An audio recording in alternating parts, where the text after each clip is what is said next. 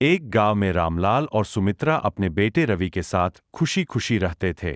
रवि की शादी शहर की लड़की नीलम से हुई। नीलम खूबसूरत और चालाक थी, लेकिन उसके स्वभाव में बहुत बदमाशी और नखरे थे। शादी के बाद सुमित्रा को उम्मीद थी कि नीलम उनकी देखभाल करेगी और घर संभालेगी, लेकिन मना कर दिया और बहाने बनाने लगी। वह कहती, मैं यहाँ नौकरानी बनने नहीं आई हूँ।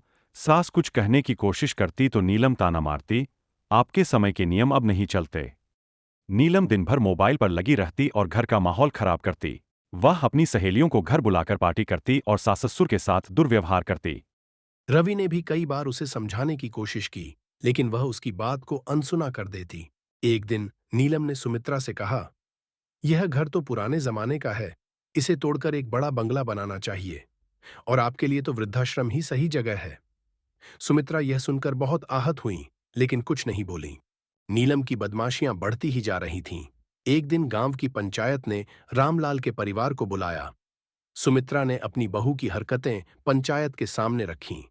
पंचायत के मुखिया ने नीलम को चेतावनी दी और समझाया, घर परिवार का आधार प्यार और सम्मान है।